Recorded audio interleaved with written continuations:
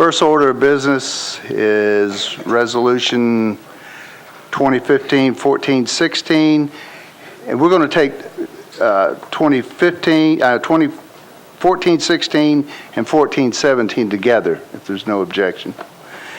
2015-14-16, sponsored Pride Moore, authorizes the issuance and sale of water sewer revenue bonds anticipation notes not to exceed $200 million outstanding at any one time in the form of commercial paper. 2015-14-17 authorizes the issuance and sale of water sewer revenue bond anticipation notes not to exceed $100 million in the form of extendable commercial paper. Do I have a motion? Duly seconded. We have any discussion?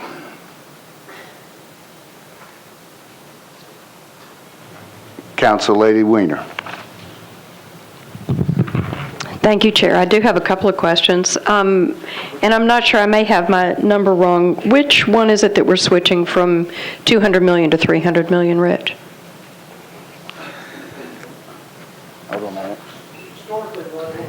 Years we had approximately a $200 million commercial paper program for the water sewer department, which has expired, and we've been out on a new RFP process, and so we are coming now with a plan that would be a total of $300 million potential outstanding of commercial paper, $200 million under what is a traditional commercial paper, and another $100 million, which is called an extendable commercial paper program, which the difference is one of them has a bank support behind it and the other one does not.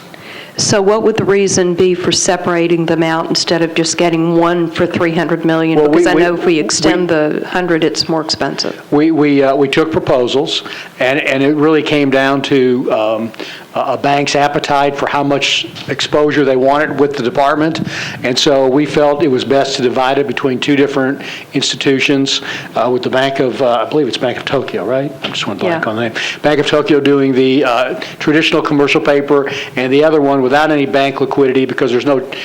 We tried that on the GO commercial paper, and it seems to work. And there's no upfront, no ongoing charge for that. So we wanted to go ahead and have that in place as well, so we'd have maximum flexibility for the needs of the department.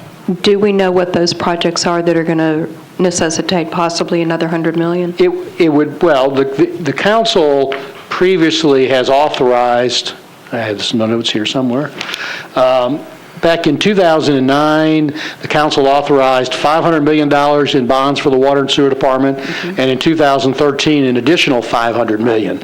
Of that, we've extended debt on $448 million, so the department has authorization from the council of about $550 million of bonds outstanding, and those projects are selected by the department from within projects that are in the 5-year capital improvements budget. Okay, so this isn't over and above that. This is that's consistent with that. Okay, that's part of it. Okay. That's right. You're going to laugh when I ask you this question. Were there any U.S. banks instead of a Bank of Japan that were close in terms of the price? Not close. Not Morgan Stanley. J.P. Morgan proposed. U.S. Bank may have proposed. I can't remember. I don't have them with me right now. But in terms of pricing, clearly this was the best proposal. Okay. That was all my questions. Thank you, Chair. Thank you, Councilor Weiner. Councilman Glover. Mr. Riebling, what is the length on this commercial paper? 3 years. It is a 3-year, okay. And so at that point, if the full amount's not repaid, is it going to come back to the council to? It would have to be extended. It would probably have to come back to the council. Yes, sir. Okay. Thank you, Mr. Chair. Councilman Claiborne. Thank you, Mr. Chair. I have a couple of questions. In Mr. Cooper's analysis, it indicates that the revenue pledge for these would be subordinate to the prior pledges of water sewer revenues for other outstanding bonds. So what percentage of the current revenue is obligated to these prior pledges? Mr. Reedman? We have probably about $60 million in debt this year. Is that right, Scott? We probably Water and Sewer Department has about $200 million in revenues. That's correct. And about $60 million in debt service obligations. That's right. Okay, so I'm not a mathematician, so what's that percentage? 30%. About 30% 30% is obligated. to debt service, thereabouts, yes. sir. Okay, so it's not putting a squeeze on potential obligation Oh, no, there. sir. Okay, No, they've got good capacity in the water department to be able to issue additional debt. It's just viewed that issuing it through the commercial paper is the best way to finance it short-term, and then a year, 2 years, 3 years from now, would issue long-term debt. okay. Then it indicates that the bank would be paid a fixed annual amount of $775,000. What percentage rate does that figure out to be? It's about 30 basis points, 32 basis points a year, 0.3%. 0.3? Right, and that's basically for putting their name behind it, the credit is what you pay them a fee. They're called liquidity support. Okay, so it's less than 1%. Oh, well, less than Well, 0.5%, sir. Yeah, right. Okay, and one other question. It says that Morgan Stanley will receive a reasonable nominal fee if not identified by the agreement. Yeah, yeah. So how will that fee be established? Why is it not specifically mentioned here? The fees for this product, for the, it's actually, Morgan Stanley is the dealer on the paper, and they'll be paid 5 basis points of the outstanding amount. So whatever the outstanding amount is, they get paid 5 basis points to remarket, to sell the paper. And then U.S. Bank is the issuing and paying agent, and they'll be paid $3,000 a year. Okay, so the exact amount has not been established yet because the outstanding balance hadn't been determined? Is that?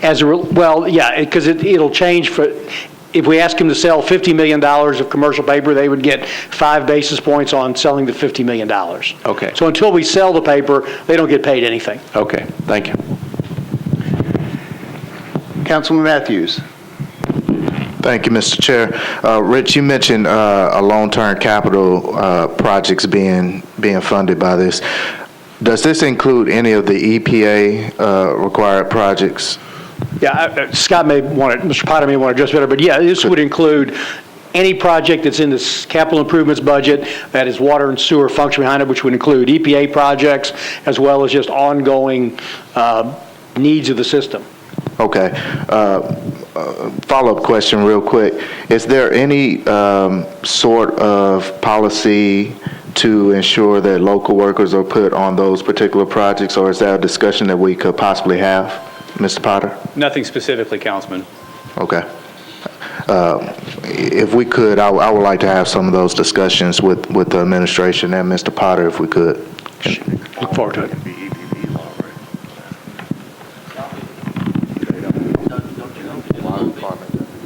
Sir.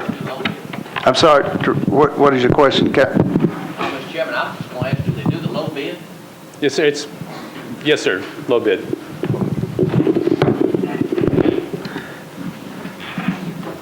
Councilman Garrett, That's all right, that's all. is that what you wanted?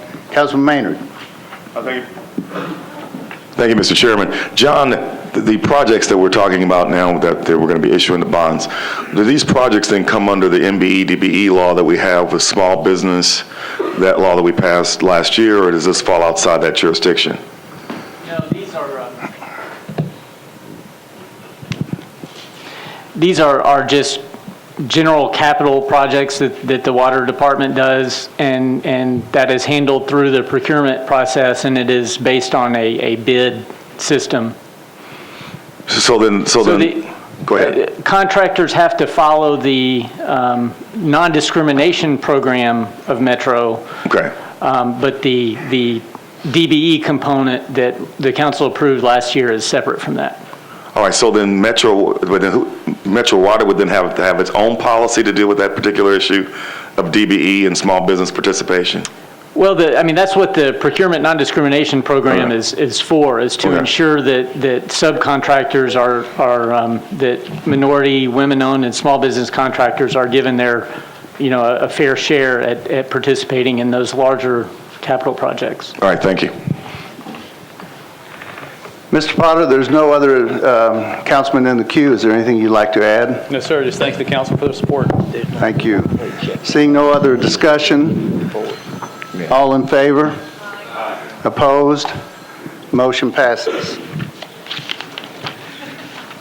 2015-14-18, sponsored Pridemore authorizes the issuance of Series 2015 electric system revenue refunding bonds in the amount of not to exceed $135 million.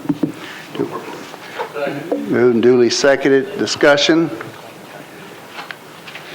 Mr. Jenkins, would you like to kind of give us some idea of what these bonds are for, please? Sure, Chairman and members of the Budget and Finance Committee. NES has about $1.5 billion in assets and about a net equity position of about $700 million, and also long-term debt about $660 million. Included in that long-term debt are $128 million representing Series A and B bonds that were issued back in 2008. The market indicates that we could refund those bonds for a gross savings of $12 million and a net present value savings of $9 million. So we're recommending to the council that you consider approval of that item.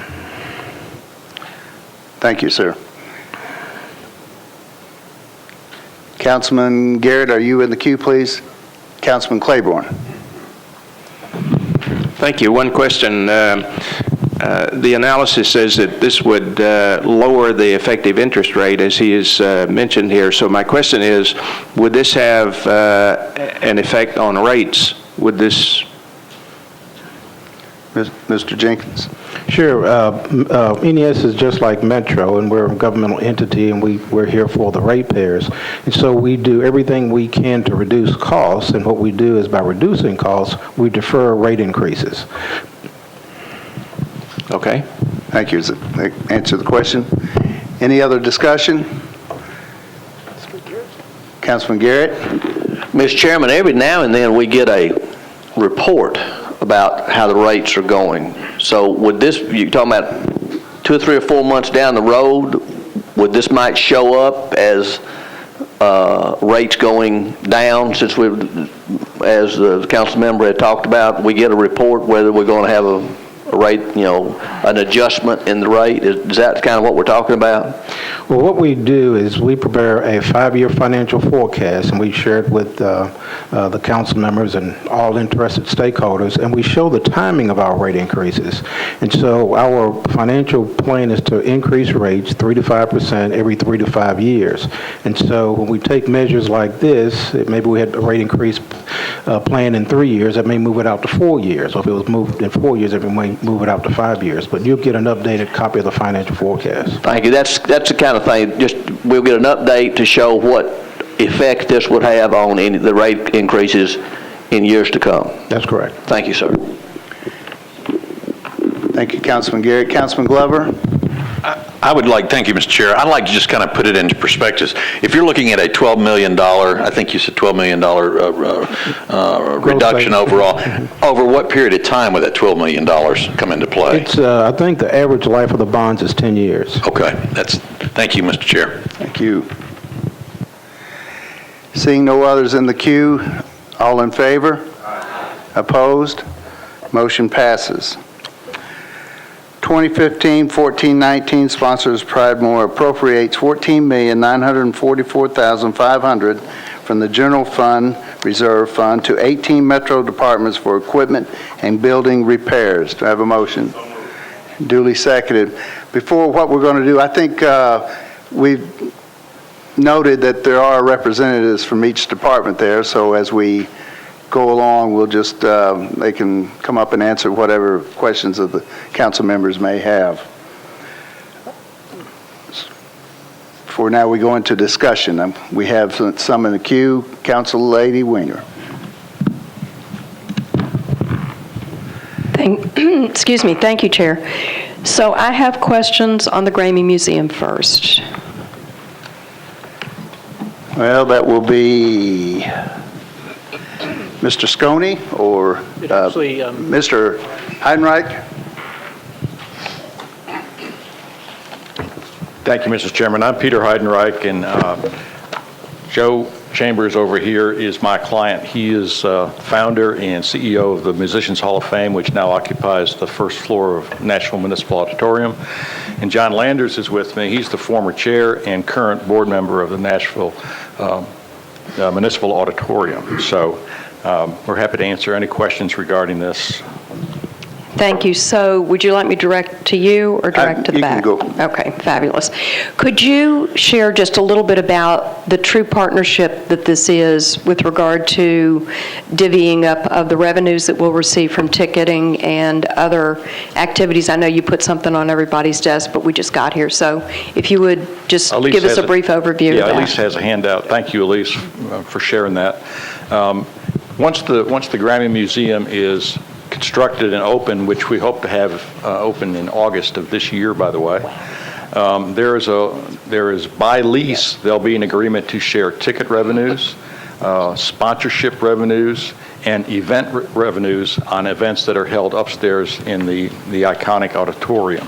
So there's a permanent revenue stream that's going to be established and grown because of the Grammy Museum addition to the Musicians Hall of Fame. We'll occupy 60,000 square feet, the entire first floor of the auditorium, which we think will be a tremendous new tourist destination and teaching opportunity. Also with me today is Lori Schell from Music Makes Us with Metro Schools. She's been part of this process, and we're all excited about the opportunities for teaching and learning and all about music at this place. So we think it's going to have a myriad of benefits. Does this exist anywhere else in the country?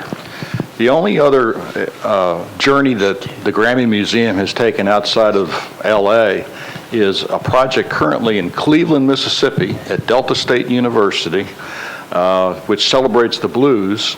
That project totals about $18 million of investment by the state of Mississippi and Delta State, et cetera. We think we're going to have an exhibit as good or better than that for a lot less money in an iconic building that will help us turn the corner for good old municipal auditorium. Do we have any projections on what the Metro portion of that revenue will be annually, maybe? If you look at estimated attendance, once this is open, of say 100,000 patrons a year, and a couple of events and some shared revenues, I think annually you could be looking at $100,000 to $150,000 on the conservative side.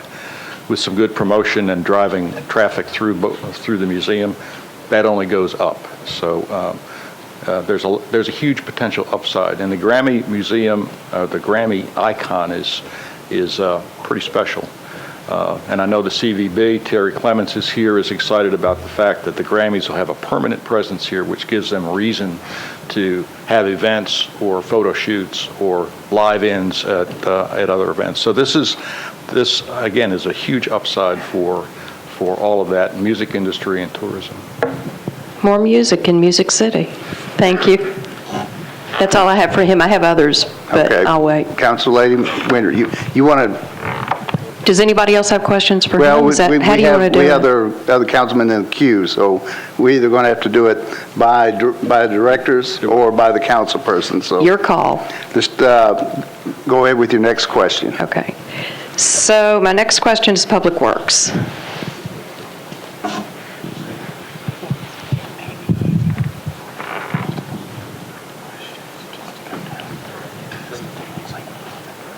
Yes, ma'am.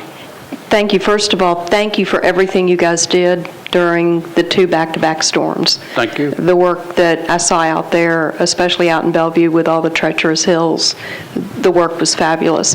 My question is, the $350,000, is that going to replenish all the salt? It'll be close. It's about $70 a ton. So we only have the capacity for about 9,000 tons. We probably use 6,000 to 7,000 tons during these storms. So this will get us back in pretty good shape. And we also get what we call a salt repay from TDOT because we do salt some streets for them. So all total, this will get us in pretty good shape. Yes, ma'am. Is there anything else that you need if, God forbid, we have another one of these events or two of these events next year in terms of equipment, manpower? Is there anything else that you guys need in order to facilitate quick handling of an event like that? Well, we're in pretty good shape, equipment-wise, people-wise. Typically, an event like this has a pretty good impact on our overtime budget, and thank y'all for the supplemental. That helped us on the overtime budget, so we're in pretty decent shape. Great, thank you, that was all I had. Thank you. And IT.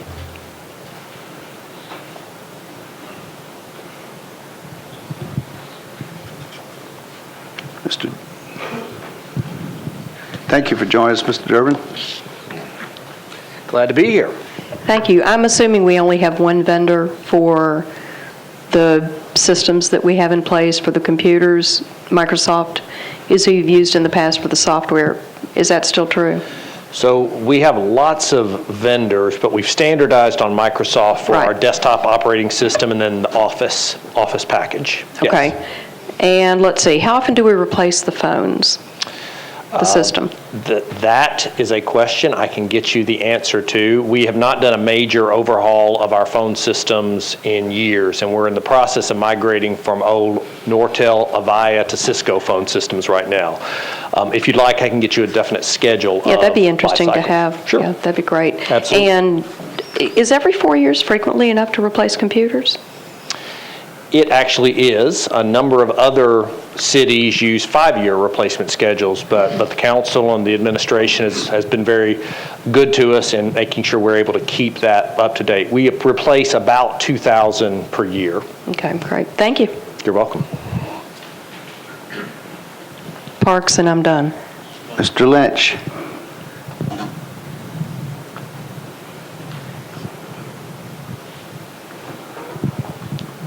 That's 1420. I'm not doing the 50,000. So can you tell us a little bit about where this money will be allocated, to which community centers? As far as the 200,000 for the Right. community centers, it's being spread throughout. I can't tell you if it is going to the Bellevue Community Center, but we have fitness center needs, we have recreational supplies at almost every center that needs to be done. And so with 29 centers, we're not talking about a huge amount of equipment that's going to any specific one, but it's almost going to every one. That's all I had. Okay. Thank you. Thank you, Chair. Thank you. Council Lady Moore. Thank you, Chair. I just wish Mr. Durbin hadn't sat down. I needed to ask the question. I'm dealing with the Well, if we have many more council people in the queue, we'll make changes around a little bit, make it easier on them. Thank you, Mr. Durbin. I had just wondered, I guess I'm piggybacking off of Councilman Weiner, but there's a lot of computer replacement and repairs. Is this all governed under you, or is everybody just will be purchasing the computers and then putting it in themselves, or do you all put them in? I mean, how does that work? It's a good question. What you see here, with the exception, can't even say that. So just line by line, the Microsoft Enterprise Agreement, that applies to the general government supported by me, the Sheriff's Office, and the Justice Community supported by JIS and Natalie Steers, who is back here. The desktop and laptop replacement fund, end-of-life servers are all general government that I support. The end-of-life telephone systems report is government-wide other than schools. Okay, so you will be involved I see the Historical Commission has 15,000 for tablet computers. Will you be involved in installing that? We have the standard. We did an RFP, and we have the standard, and we will be supporting them for Tim Walker and his staff. Okay. All right. Thank you, Mr. Durbin. You're quite welcome. I do have a question for the police department.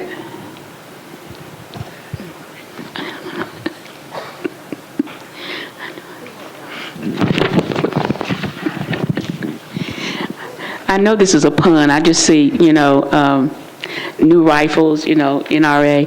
But anyway, I was just wondering, what is a utility tractor? It's a tractor for the Ellington Agricultural Center where we store our horses and our mounted patrol. It'll help us gather our own hay, basically, which will be cheaper than buying outsourcing hay. And where are they normally stored? The horses at Ellington Agricultural Center. Oh, okay. I didn't even know that all these many years. Well, thank you so much. I have one more question. Thank you. That's Please. it. Let's see, I had it for, be sure. Oh, Mr. Dozier. What Dozier? Director Dozier. Yes, ma'am. I was wondering what, for the $75,000, I know that miscellaneous maintenance repairs, and I wonder what would that entail? I know we're not on 1420. Do you want to lead into that too? Is that okay to lead into 1420 as well, miscellaneous repairs, or to just wait and ask that question later? Yeah, we'll get to that. I just want to know what the miscellaneous maintenance and repairs mean. The $75,000 and 4% will be used for AC units, HVAC units. Our most pressing need in every building is those units. We should be able to replace 4 to 5. Okay. All right. Any other paving and anything like that? Is that all taken care of, or? Well, I could stay up here for an hour giving you a list of the things that need at the fairgrounds. That does not enlist paving. That's going to have to be a much larger amount. Okay. Thank you, Mr. Dozier. Surely. That is my question, Chair. Thank you. Thank you. Councilman Claiborne? Thank you. I have just a question of curiosity more than anything else on the Grammy Gallery. I think that's a great idea to have a year-round facility there. But when it says that the entire first floor will be renovated, I normally think of the first floor as the entry level, street level. Is the first floor here, is that talking about the lower level? This doesn't impact the events that are held at the I believe so. Ms. Heidenreich was behind you there. Councilman, this is what used to be called the exhibit hall, which is the main entrance on Gay Street. The main concourse and the arena remain intact and will be improved, and they're certainly available for all the other events that Bob is putting through the building. So it doesn't impact what's going on upstairs. In fact, they work together. Councilor Gilmore. Thank you, Mr. Chair. I had a question for Mr. Durbin. Mr. Durbin.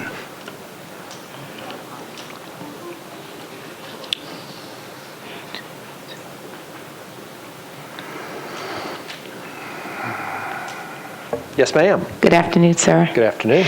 I had a question about the hot spots. I remember we had discussed those last year and just wanted to know the progress. The city was to do that. I think you are responsible for implementing that.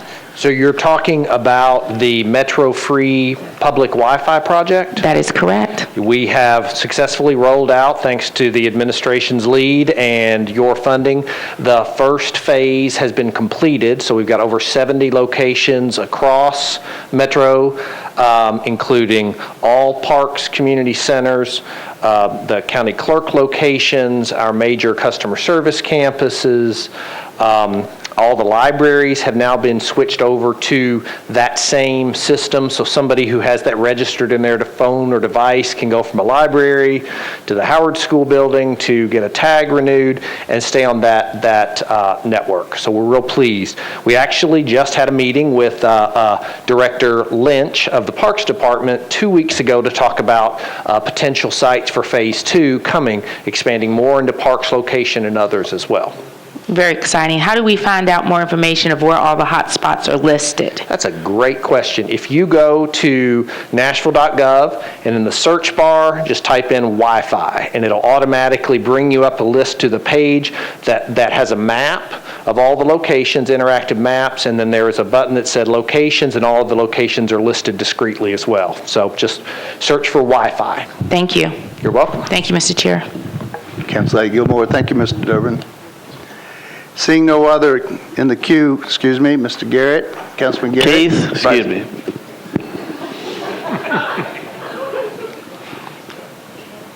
Former Councilman Durbin, just wanted the clarification. We have this every time, just to make sure.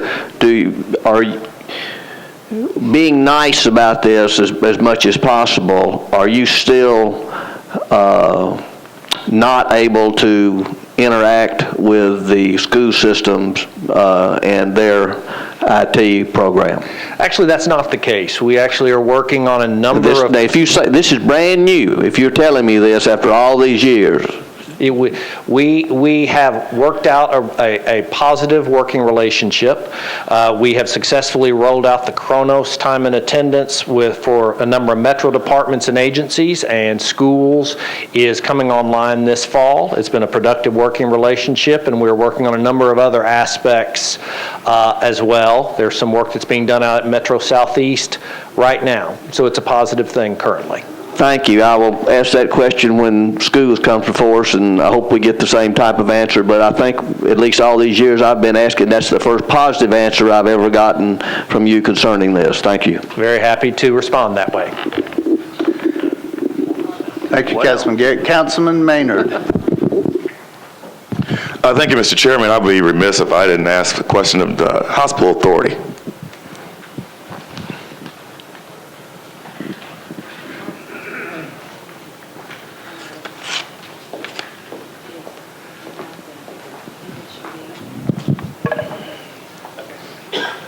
We are ready.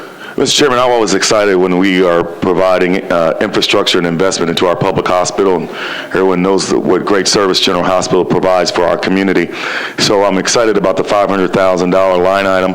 We'd like either the CEO or the CFO to comment to us kind of what they plan to do with the $500,000. Is that part of a bigger plan? Is it just the $500,000 at the capacity of what you're going to be doing for renovation?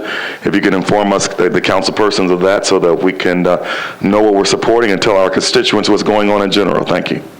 I think they're prepared to answer that question, Councilman. I'll be happy to. Predominantly, it's for supporting some specialists that we have. About $250,000 is being allocated to our OR. We're in the search for some orthopedic surgeons right now. We need a new portable C-arm, which is a diagnostic tool that does imaging while you're in the OR. We're also looking for a fracture table, a new one. The one we have is old. So this will foster growth in our orthopedics arena. The other thing for the related to specialists is we just added a second ophthalmologist in the fall. The current ophthalmology clinic, if anyone's ever been there, it's on the 10th floor. Most of the patients, or a lot of them, obviously have dilation going on, or they have an eye patch. We don't think that's the best place for them to go up elevators and go 10 floors. So we're looking to relocate that, and hopefully on a first floor, either in our building or adjacent location.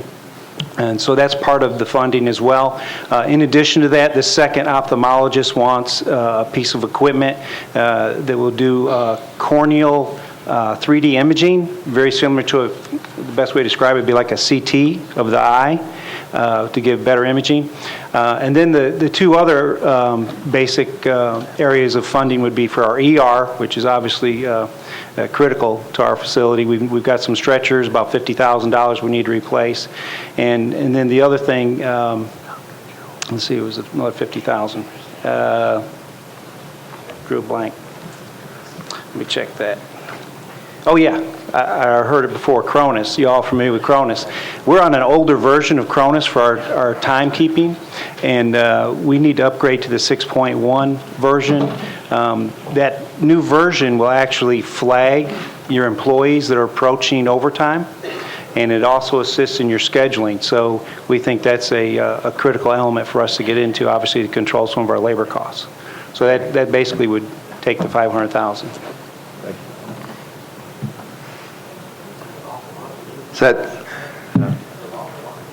Thank you, Dr. Webb and Mr. Lonis. Appreciate your assistance.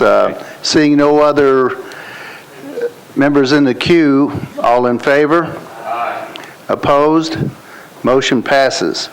Before we go to the next one, I just want to state that tomorrow I'll be abstaining on 2015, 1416, 1417, and this bill 1419. And then the next one. And the next one also for discussion tomorrow night.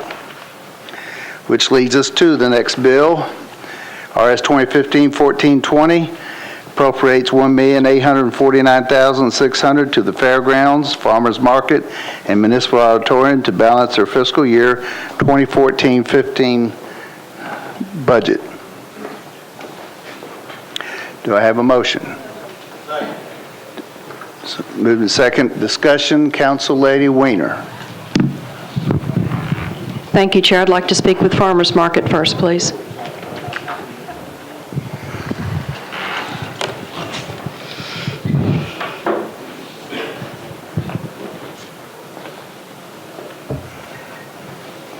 It's Ms. Kennard.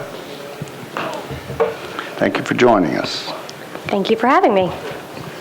Thank you, I appreciate it. I want to speak a little bit about the change in your vendor relations. When you decided to make that change in course, did you guys factor in the lost revenue that the taxpayers would have to make up? We did. We recently met with our board of directors and established a new rule at the farmers market to move to a producer-only market that requires all of our merchants, whether they're a farmer, a producer, craftsperson, flea market merchant, or food artisan, to meet certain standards that help us improve the diversity and the selection and the quality at the Nashville Farmers Market. When we began putting this plan together, we began long before I started at the market in January of 2014. Margot is here, our board chair. They began this work nearly 4 years ago, putting together a strategic plan to transform the market. When we began establishing the timelines to implement these new standards, we made significant considerations to the impact both on the merchant as well as the financial operations of the market. Okay, so how long do you see this downturn taking? My next door neighbor was at the farmer's market yesterday, and he called me on the phone and he said, you have more fruits and vegetables in your refrigerator than they have here. So how long do you foresee this going on? Well, the transformation of the Nashville Farmers Market is a marathon. It is not a sprint, and I really appreciate your question because it gives us an opportunity to really explain what's going on, so thank you. What's happening right now as we begin this transformation is we are also dealing with the seasonality of how food is grown, both in our community and in the region. So what you see at the market in the month of April is not a clear indication of what you're going to see at the market in May, June, July, August, September, even into November. I have a map that I'm happy to make copies of and pass out to each of you today. Last year we had 10 farmers, actual farmers who were growing and producing their products participating at the Nashville Farmers Market. Going into this next season, we have 30 new farmers registered with us to participate at the market. So what you're going to see beginning in May is a complete transformation of the Nashville Farmers Market. More fruits and vegetables and variety than you've ever seen there in the past 20 years. And the quality, the price, the offering will be greatly improved, which will continue to drive more traffic there and improve the customer experience. So if I wanted to get Georgia peaches, will I be able to get them? Yes, you will. For example? Yes, you will. It is not just for local farmers. We'll accept applications from local, regional, and beyond. In fact, we have folks that are coming from South Carolina directly from the farm. Their peaches have been at the Nashville Farmers Market for the past 30 years. It's Fisher Farms. And they will be back at the market representing themselves rather than going through a retailer. They will be taking up to 3 booths at the Nashville Farmers Market, selling their peaches directly from them from South Carolina. We'll also have peaches from Georgia, apples from Michigan, and many fruits and vegetables from right here in Tennessee. So what is the capacity in terms of the number of vendors that the farmers market can maintain? Each one of our outdoor sheds offers us an opportunity to have 48 rentable stalls. In our farm sheds, which are both the front sheds on both the north and the south side, that gives us an opportunity to have nearly 100 different stalls leased out or rented out on a daily basis. Typically what we find with farmers is they want anywhere between 1 and 6 stalls to sell their products. So we're going to have about 40 different farmers participating. In our craft and flea area, we'll have anywhere between 30 to 40 craft and flea merchants participating at the market every Friday, Saturday, and Sunday. And then in our new artisan marketplace, which we've just recently kicked off a project to enclose one of our sheds for an indoor artisan temperature-controlled marketplace, we'll have space for 24 food artisan merchants to participate, and also 2 anchor tenant areas. Those 2 anchor tenant areas will occupy up to 3,000 square feet, and each of them will drop $100,000 to the bottom line on an annual basis, which will help us as we move forward with our self-sufficiency plan. Will your anchor tenants be local farmers that will fall within the purview of your guidelines? For the artisan shed, they're actually food production tenants. So Juice Nashville is our first approved tenant for that space. They'll occupy a little over 3,300 square feet in our artisan marketplace. They will be doing a cold press production juicery on property where they'll be sourcing from our market, producing their product in a way that the community will be able to see how juice is made, and then the customer will be able to buy the product. The other anchor tenant is not approved by our board at this point. We'll be taking our recommendations to the board in June. I'll be able to share more with you after that. In terms of our farm relationships, Troy Smiley is here today.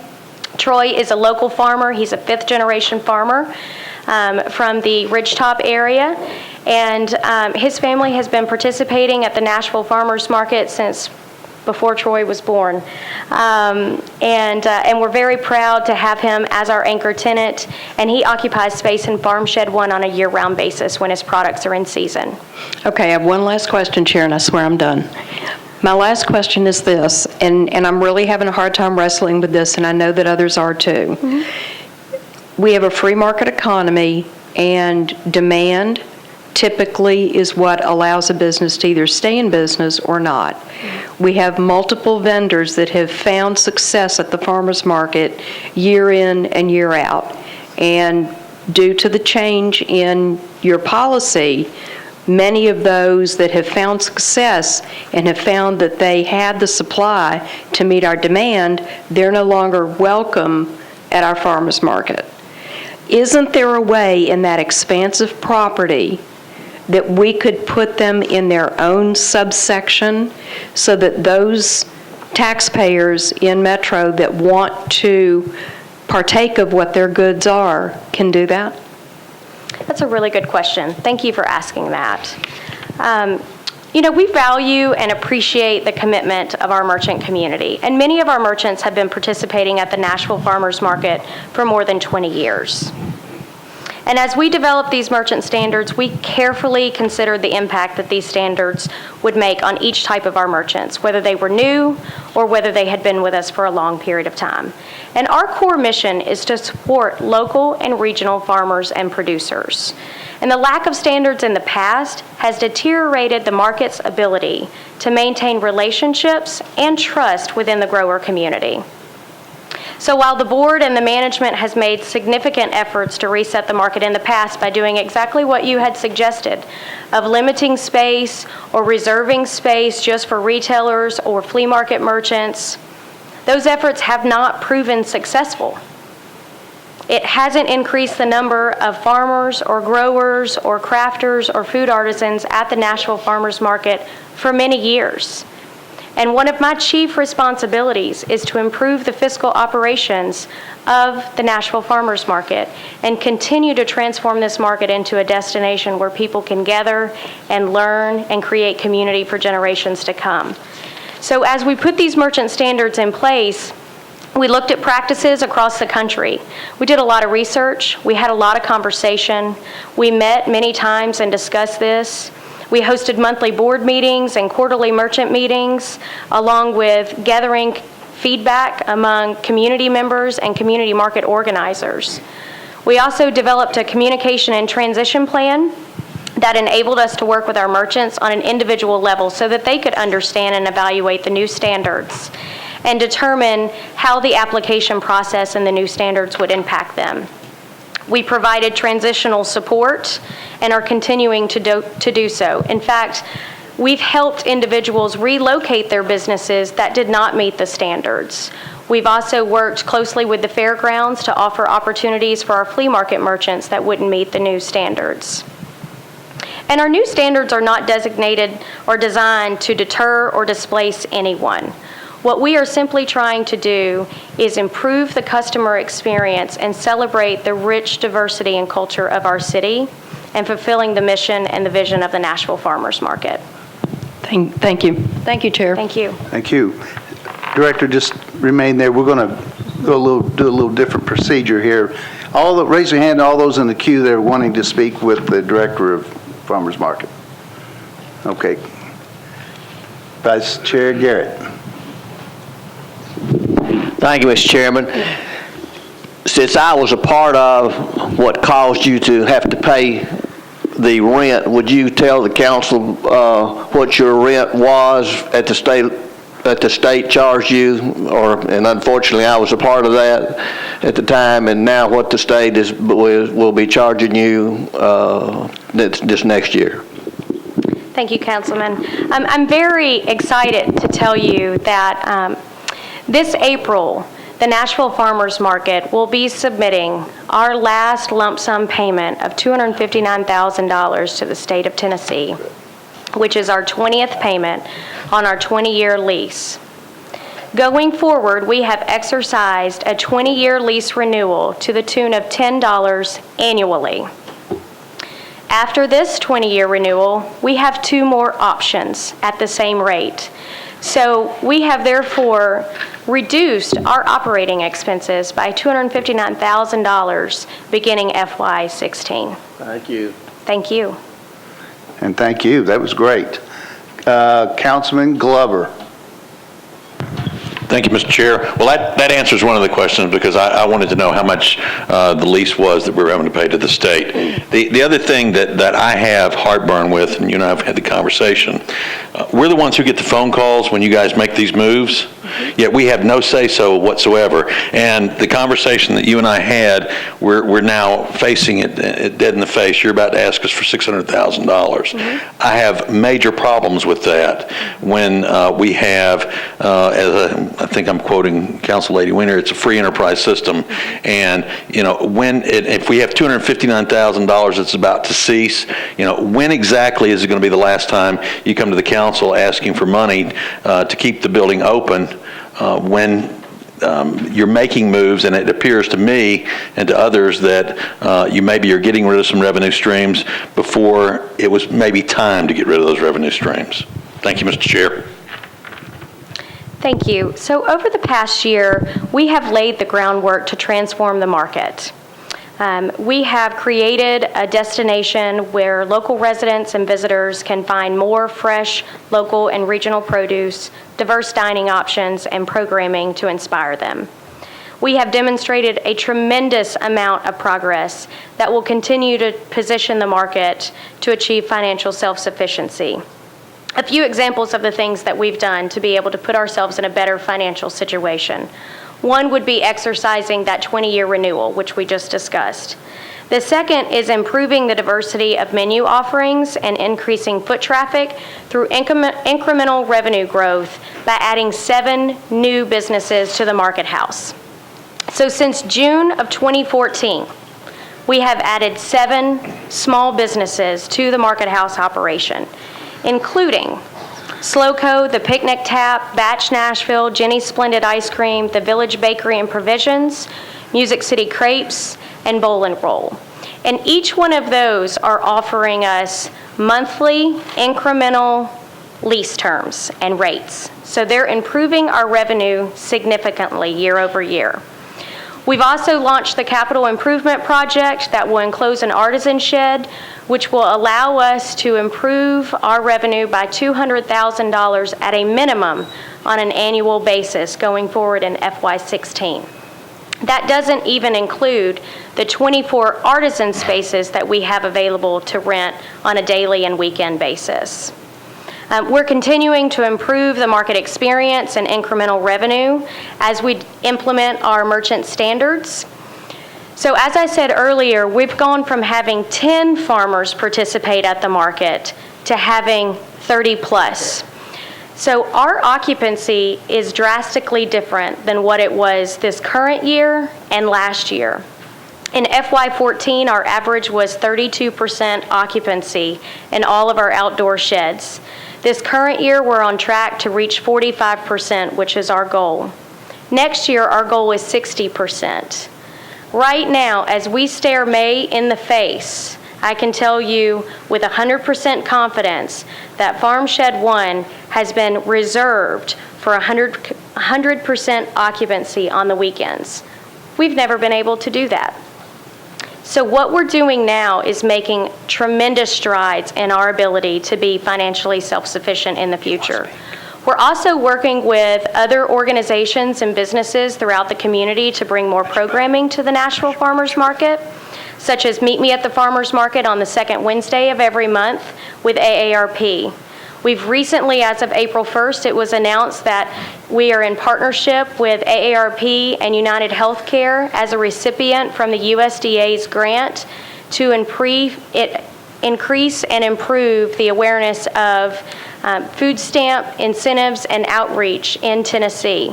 So we'll be one of 20 markets across the state of Tennessee that is receiving funds and programming from that grant. And we're also continuing to improve our educational resources by increasing the amount of programming coming out of the Grow Local Kitchen through a new residency program that launches this spring. Does that answer your question? No, not really, but. Okay.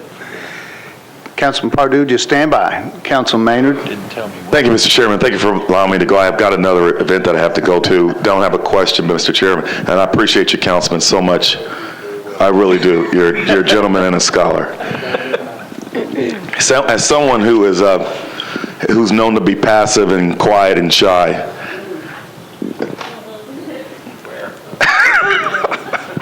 I understand how tough somebody's job can be, and I understand that you are given a mission that you have to accomplish from your board. I know it's tough, but as my fellow Councilman Glover said, we get the calls, and we've gotten them. And we've gotten the emails and the calls and the calls, and it ain't been pretty. I know you got a tough job, but when you're in public service, I'm not lecturing you, but when we're in public service, we have to treat our constituents with dignity and respect. I would ask that you and the board will consider that when dealing with these challenging times. Change is not easy. Change is tough. A lot of people don't like change, but we got to find a better way to communicate with our constituents because you are a public servant, and we have to make sure we treat them with dignity and respect. And God knows I have failed from time to time, so I'm not standing here in the ivory tower. But I hope that you will consider that as you move forward, because we're the ones who get the calls. Thank you, Mr. Chairman, so much. And my councilman, I owe you big time. Thank you. Councilman Pardue, you are on the floor. Thank you. Yes, ma'am. My only question, you've used the phrase local and regional several times. Could you explain what y'all consider local and what you consider regional? So local for the Nashville Farmers Market represents a 250-mile radius from our property, and then regional would be the southeast. The entire southeast. So. We are a regional farmers market, so we want to offer an opportunity for those folks that are growing and making and producing products within our region, an opportunity to sell them at our market. And I appreciate that, but it's just hard to swallow the fact that we're moving people out that's been there for years and accepting people to bring their apples down here from Michigan to sell. And I don't know how you answer that question, but that's the only thing I've got for you. Well, I'd be glad to answer that question. Thank you.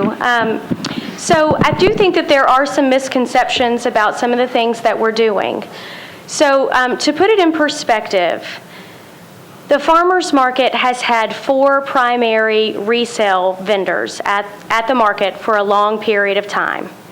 Of those 4 vendors, one of them is a farmer who has an application that has been approved, and he is pending his farm audit to return to the market and continue to participate at the market. And we're very delighted to have him back. Another is actually putting together a collective This is another opportunity for either small farms or members of the grower community who don't want to come to the market and represent the products themselves. They can join together with other farmers and other growers and put together a collective. So one of our resale vendors is actually putting together a collective because many of the products that they represented in their resale stall were from local growers. So we're working with them hand in hand, as is the TSU. And many other community members. We're very excited about the progress that we're seeing take place. The other two vendors have already relocated. When they left the market in late February, they already had other spaces that they had rented. One is here in Davidson County and the other is in Robertson County. And I've heard great reports from both of those merchants that their businesses are doing well.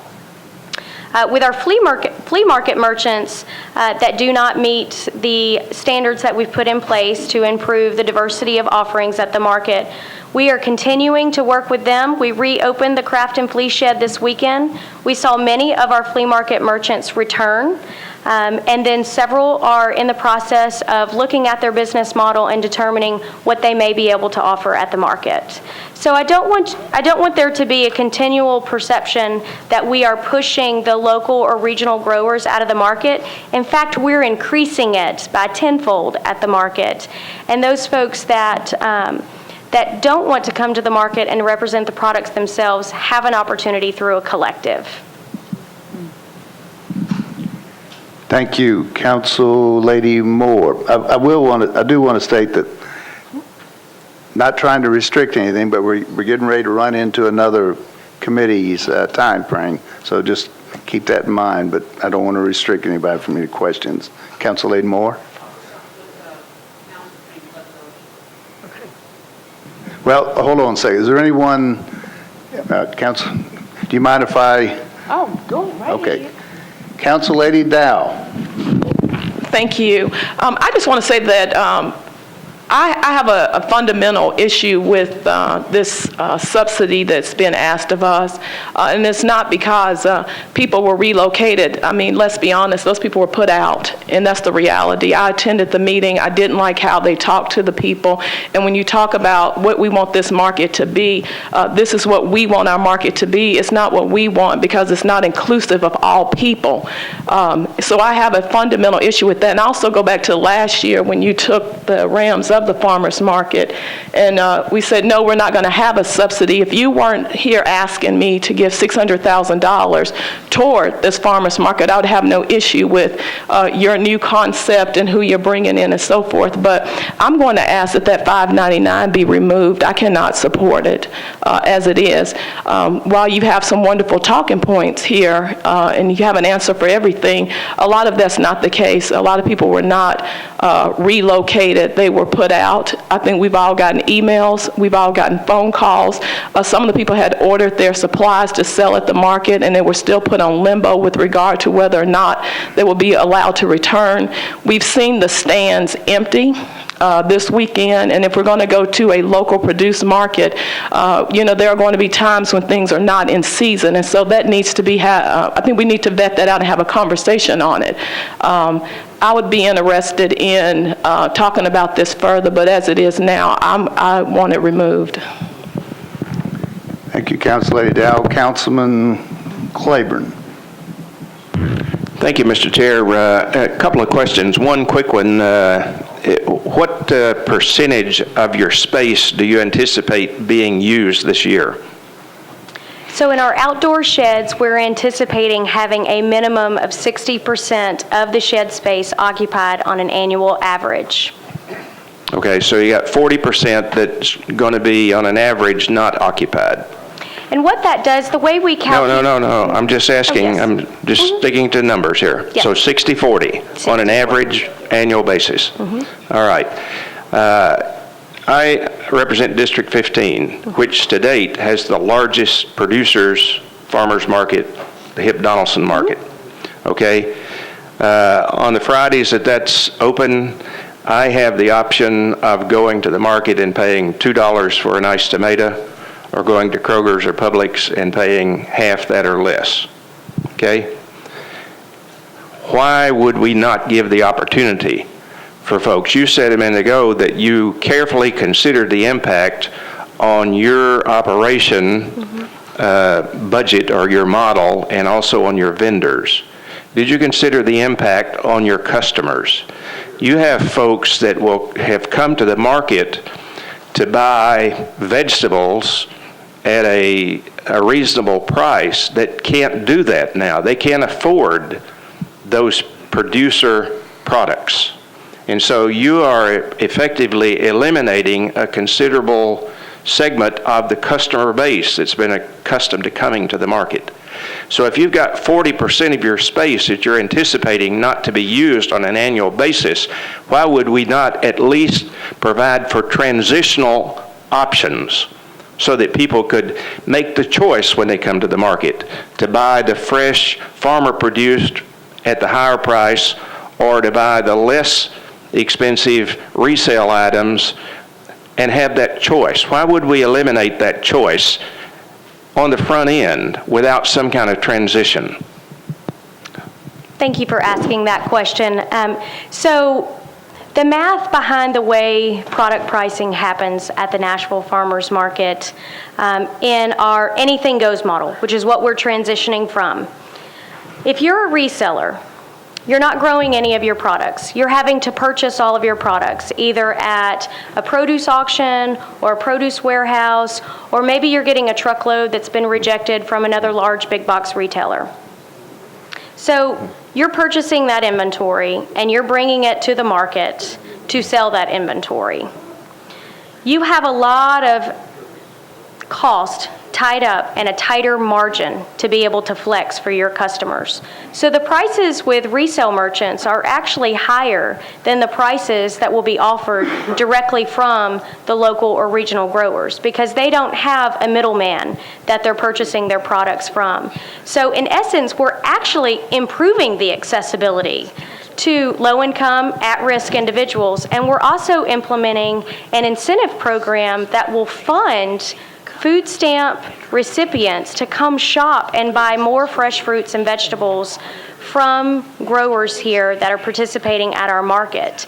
So, I don't want there to be any misunderstanding about what we're doing with pricing at the market. The history of the market has been exactly what you just discussed, whether it's a tomato war or a corn war on pricing and covering the market with less variety and more single items. So we're actually improving the diversity of product, and we're improving the price points and quality that's offered at the market. So where does this subsidy that you're going to use to incentivize the SNAP customer come from? There is no subsidy to incentivize these SNAP customers. That is all privately funded through AARP and United Healthcare. And they received a grant that matched their $3.3 million grant donation from the USDA. So it's a total of $6.6 million that will be passed through directly to the local and regional growers. Okay. I'm not on this committee, so I don't have a vote, but if this comes to a vote, I would support Council Lady Dowell's motion to withhold your funding, because I think a transition period is at least warranted. Councilman Garrett. Mr. Chairman, let me get us to understand, from what I hear from a lot of folks is management, or in some cases micromanagement. But Mr. Chairman, let me ask our legal, we're talking about monies that have already been spent as a finance committee. And so, Rich, I'd like to ask you, or ask John, these monies have already been spent. And we're talking about the subsidy goes to them because they've already spent the money. And from what I understand is if we don't give them this money, then they will be audited, and either this council or the next council is going to look at it, and they'll have to get the money regardless. There's no way this council can, we're going to have to pay the people where this money is spent. Now, John, would you explain that a little bit better than I did? But this is we're purely talking about the finances here and not the management of the farmers market. Right. I mean, This is similar to how the hospital authority was operating some years ago, where they were running at a loss and were basically operating out of Metro's accounts. And so, I mean, if the council did not provide the supplemental funding, they would end the year on the the books is showing a loss. So when we get the CAFRA, the Certified Financial Audit for Metro, it would point out, hey, you got a department here that's operating at a loss, and you've got to do something about that. Rich, do you have any? I agree with you. I mean, these are, the decision was made in the budget process last year that the market would continue and that they would come back if there was a need for a subsidy during the budget sometime in the spring, which is now. I mean, but if we don't, these are obligations that the city's incurred, and we've got an obligation to cover these costs. I mean, it's going to be in our books one way or the other. Now, if your question is on operation going forward, that's a different kind of question, and the budget process is coming up again for the fiscal 16. But I mean, this is it's sort of, this is the cart after the horse, or whatever that saying is. I mean, these are expenditures that are there, and the city has the obligation, and we're going to have to pay it, and we're going to have to move money from a fund balance from the city's reserves to cover this on the books. Whether the council, at some point in time, the council's going to have to do that. So that's the reason why it's in front of you today. Mr. Chairman, I think you'd say that the horse is out of the barn. The money is going to have to be spent regardless. I just want those council members to understand, I feel I get the same calls, but we're not talking about the management. We're talking about purely the money. And this money's already been spent, and it's a question of whether this department gets zero balance today through this council or through the next council, and that's all this is. Thank you. Thank you, Councilman Garrett. And again, we're getting a long list of council members in the queue. Please, if your question has been answered or do you just want to expand on that, I appreciate consideration for those others. This will be on the floor tomorrow. And it will be discussed on the floor. Again, I've advised I'm abstaining, so we will have discussion on the floor tomorrow.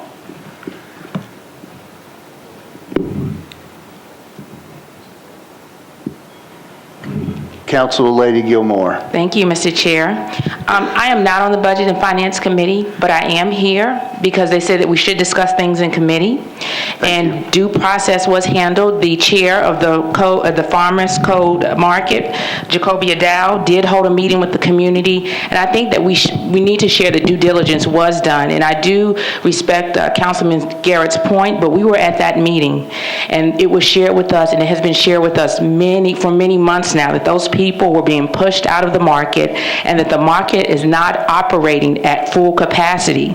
So while as I do understand what Councilman Garrett is saying, I think that management does hold some responsibility. Either we're going to be a social enterprise or you're going to hold the fiduciary responsibility like a corporation. And I feel like it's being handled like a corporation. So therefore, I do not feel that we should subsidize that $500,000. Because last year when she was here, she said she thought that she did not need it. And I have gotten many calls. I even got a call from the senator at the state asking what is going on with this market. So I just wanted to share that. And I think that we are responsible to the citizens. A lot of citizens have called us about this market. And even though whatever it is, the cart is gone, the horse is gone, at some point you have to stop it though. And I think it's gotten out of control. Thank you. I will like to point out that the statement about she wouldn't need that, she was actually talking about a subsidy for a fiscal 2016 budget, which is next year. Okay. Councilman Glover. Just very quickly, and thank you, Mr. Chair. I appreciate the fact we're running out of time, but since we are, obviously, this is sort of like a, you have no choice. I don't even know why we're coming. If we have to vote on this and say, yes, we give you the money, I kind of feel like our hands are tied, and I feel like that this body was not involved in this decision, number one. Secondly, I have, as I've already stated publicly, I have heartburn when you ask for almost $600,000, and then it's not really asking for it. It's more, now what I'm hearing, it's demanding it. And so if we allocate this, is there any way that we can ask for them to come back to us and assure us, and I know the budget season is coming up, but is there any way they can come back and assure us that there will be no subsidy whatsoever in next year's budget? Can we ask for that, Mr. Cooper? Yes, the farmer's market, Ms. Kennard, will be coming back before this body in May for their budget hearing, either May or early June. I can't remember exactly which date theirs is. So that will be the opportunity for them to explain what they feel they will or will not need for the next fiscal year. Well, I will say this, my need is to not give them anything past this. So if that is the conversation we're going to have during budget and finance, then I'd like for my thoughts to already be known on that. Thank you. Thank you, Council Lady Weiner. I'll make this really quick. From a point of clarification, from a management standpoint, the state is who mandated that we don't have any control over what they do operationally. Right, John? Yes, the private act that created the farmers market board, which was then incorporated into the Metro Charter, specifies that they have the sole and exclusive control over the operations. So that if the Metro Council wants to have any involvement, we would have to have that changed. Change at the state level, correct. Thank you. Councilman Domney. Hold on. Lost you there. Okay. You there now? There we go. You're there. My concern is that the public involvement in the decision that's been made, and now we're being asked to fund, we're being told we have to fund something. I think, would there be a chance, Rich, that we defer this for a month and allow time for at least this body to have input on behalf of the public in the decision that's been made management-wise in the process of us making a decision on spending this money?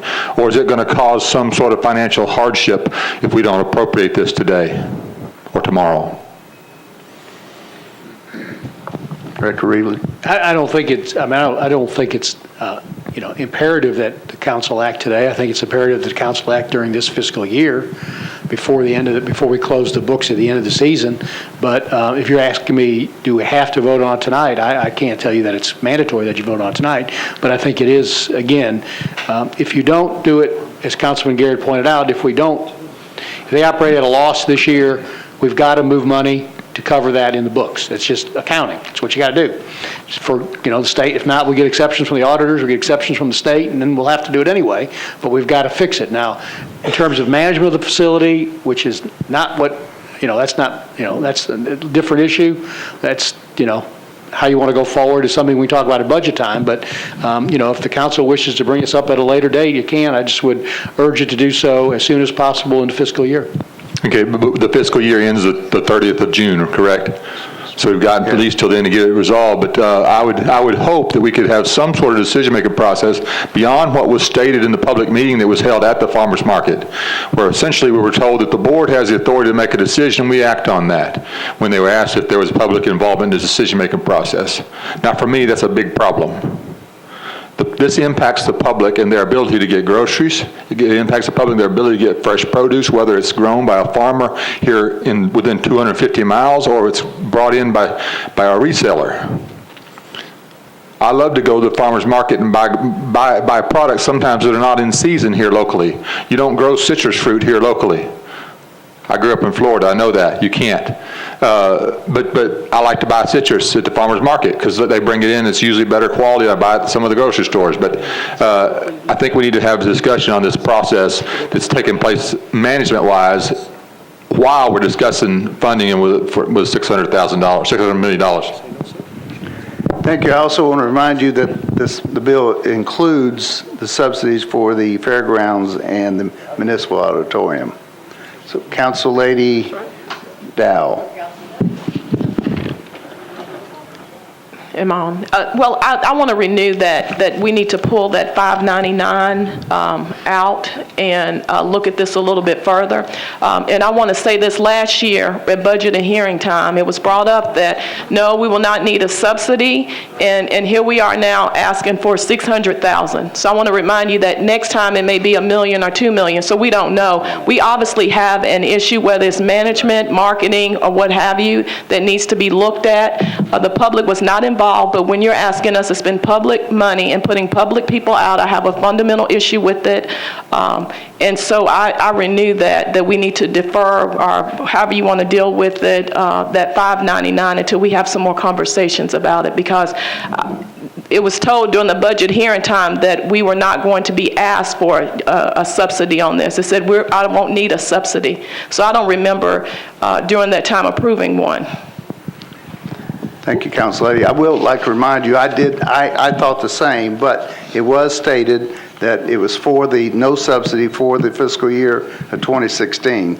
So I just want to reiterate that, and Mr. Cooper can respond to your statement. Yeah, as far as pulling that portion out of the resolution, an amendment would have to be offered to do that. So in order for it to be amendable, the entire resolution would have to be deferred one meeting and then an amendment filed to address that.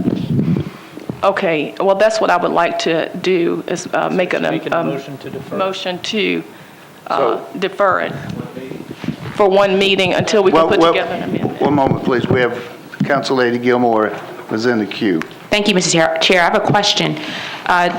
Mr. Cooper, is that the only way to do it? Is there not a way to, like, if she wanted to suspend, amend it out? Well, I mean, yeah, you without could deferring suspend the whole rules, bill? and then if you had two objections, you couldn't move forward. I mean, it would be, theoretically, the council could suspend the rules to allow an amendment. Okay, but if it was two objections, it would not. Correct. Okay, so at least she has as many options. It was a question about procedure. Thank you. Vice Chair Garrett. Mr. Chairman, I'd be glad to make the motion to defer one meeting. I don't have a bit of problem with that, and those council members that are concerned with the management on the issue. But let's make sure that we get one thing completely agreeable to with the council lady on the back row and council lady. It's the year 16 that they were supposed to come up here, not this budget we're talking about here. We are all in agreement with that, that they're not supposed to be, that we knew they were going to come up with a supplemental appropriation tonight or today. Everybody knew that. I'll have to go back and review. Well, I mean, that's what the chairman just said, and that's just what John Cooper just said. And I mean, that's fine. I just want to make sure that you're welcome to go back and look, but that's... Council Lady, it's been verified. You have the floor. Okay, that's they want to be verified. We're only talking about there's next year, everything you said, everybody will probably be in total agreement with, but it's the next year that they're talking about being self-sufficient. Thank you, and I'll be glad to make the motion to defer one meeting. Okay, the motion's been made and set for a one meeting deferral. Been seconded. All in favor? Aye. Opposed? Motion for one meeting deferral passes.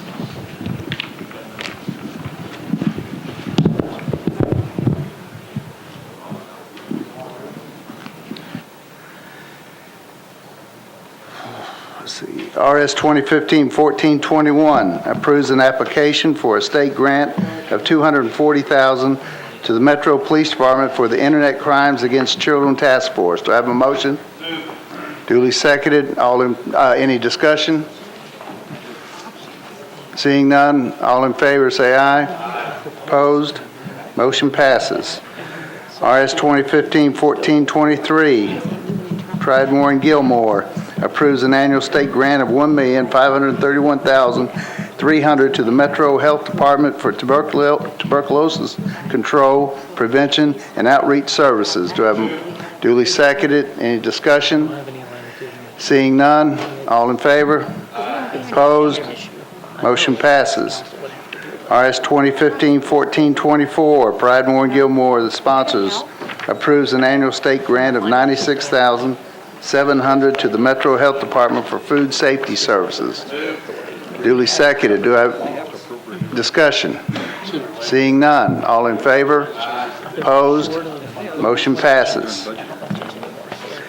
RS 2015-1425, sponsors Pridemore and Gilmore, approves a continuation of a state grant of $318,600 to the Metro Health Department to enhance the health and well-being of women, infants, and families. Duly seconded. Any discussion? Seeing none, all in favor? Opposed? Motion passes. RS 2015-1426, sponsored Pridemore and Gilmore, approves a continuation of a state grant of $116,000 to Metro Health Department for health promotion programs. Have a motion? Duly seconded. Any discussion? Seeing none, all in favor? Opposed? Motion passes. RS 2015-1427, Pridemore and Gilmore, approves a federal grant $3,729,815 to the Metro Board of Health to enhance access to community-based care of low-income individuals and families with HIV. Motion? Duly seconded. Any discussion? Seeing none, all in favor? Opposed? Motion passes.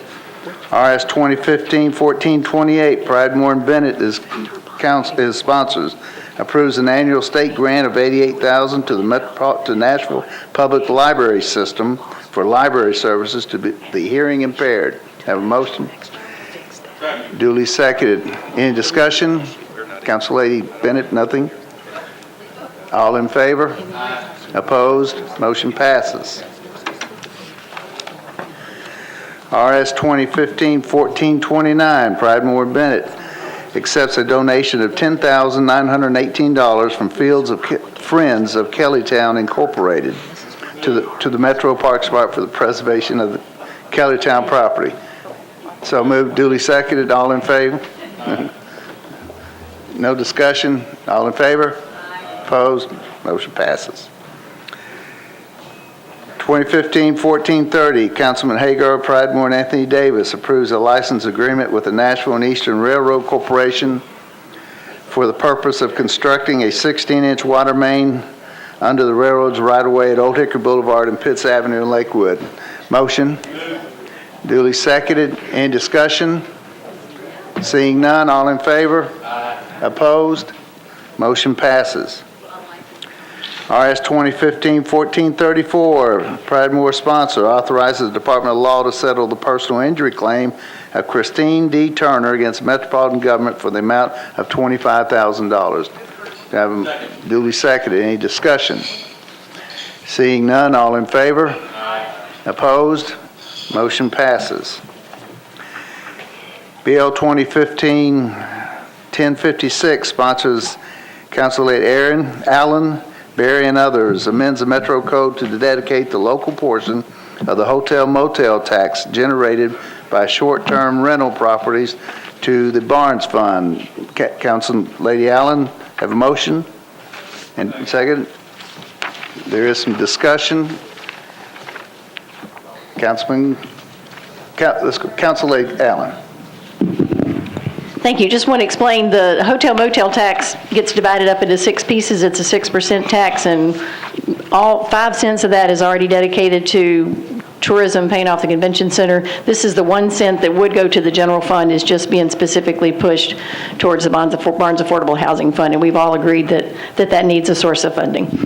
Thank you. Councilman Glover. I don't necessarily have a problem with dedicating the penny there. What I do have a problem with is our debt ratio has gotten out of hand, and I would like to see us evaluate this a little further on how we can pay down our debt, perhaps with this, and before we consider spending additional money like we're looking at doing now. And that's really my only thought there. I just would like, as I said, to see us pay down our debt that we've incurred. Councilman Claiborne. Hold on, it skipped. I'll find you. Now. Okay, thank you. Would this replace an annual budget amount? I mean, last year we put in the budget, there was an amount that was added to the Barnes Fund. So going forward, I guess you'd anticipate that might happen. Would this designation of this penny, would that replace a future annual budget amount toward the bonds fund? That would be up to the mayor to propose in the budget and the council to adjust. So if the mayor did not propose another subsidy and relied on this money to replace that, I mean, theoretically that could happen, but this doesn't mean that the general fund subsidy or contribution for the Barnes Fund would go away. Okay, thank you. Councilman Anthony Davis. Thank you, Chair. Just a quick comment. We have to beef up the Barnes Fund, and I think this is a great way to do it, throwing a penny over. I'm not sure how we figured out this mechanism, and I wasn't sure that we could, but I'm glad we did, and I'll be voting for it, and I think it's a great measure to beef up Barnes and affordable housing. Thanks. Councilman Glover. Just very quickly, Mr. Cooper, then this really appears to be somewhat of a budget item again. Is there any way that before we get into third reading on this to ask for a deferral to find out what the mayor's budget is going to be before we allocate this money? I know we can ask for that next time, but... Since it is a tax measure, I mean, it deals with tax revenue, then it is amendable on third reading by rule. Okay, thank you very much. I got a quick question. Have we got an estimate of how much are we talking about? Is there some sort of, I know this is the first time we've dealt with this issue, but is there any estimates at all? Rich, do y'all have anything? Well, we've been collecting $4,000 or $5,000 a month. Now, that's the history. I don't know what it means going forward. We'll agree on an amount we're going to put in the budget as a placeholder. If more comes in, then more goes to the fund. It's going to if this legislation passes, but I don't anticipate it being more than 100 or 200,000 at the most. And right now we're looking at 50 or 60,000. It depends on how many STRPs start remitting tax revenue. Right now, most of them are not. The thought is once they start having to register, more will send the taxes because they will know that they have to start collecting it. So, I mean, at this point, we just don't have enough data to go on. That's my point. Councilman Garrett. Mr. Chairman, it just depends on how many of them are honest, but that's not why I wanted to ask. The councilman asked about us appropriating these funds. Would you explain how these funds are appropriated? There's a committee, is what I understand. Isn't it is there a committee that No, that's a separate issue. Is that a separate issue? Yeah. Do we appropriate, but don't they tell where the money goes? No, this is the 1% that goes to the general fund that can be spent however the council... I'm talking about, but once we put that money in the Barnes Fund. Oh, you're talking about the Barnes... I'm talking about the Barnes Fund. I'm sorry. Once the money we were talking about goes into the Barnes money, this council doesn't appropriate from the Barnes Fund. Yeah. Would you tell the council how it's appropriated? Yes, the ordinance that created the Barnes Fund also created an Affordable Housing Commission, and that commission determines how those funds are spent. And that was set up when the council approved the initial creation of the Barnes Fund. And can you tell them, let's see, I think four members are appointed by the mayor and one appointed by the vice mayor, is that correct? It's all mayor. One member from MDHA. Oh, I'm sorry. 6 from the mayor. Okay, Mr. Cole is saying that it's 1 from MDHA, 6 from the mayor, who are confirmed by the council. I thought the vice mayor had 1. I think the vice mayor does have 1 council member to appoint. Okay, the only reason I wanted the council to know that is once the money leaves the budget, it's this group that determines where the money's funded goes. Councilman Bedney. Yeah, thank you, Chair. For many years, I have volunteered helping build houses with Habitat, repair homes for elderly soldiers coming back from the war with their legs blown off, needing a ramp to get to their house. The Barnes Fund is one of the recourses, one of the ways we have to help these homeowners to be able to stay on their homes, to provide housing help to people that are perhaps no fault of their own in the risk of losing their homes, and in many other issues.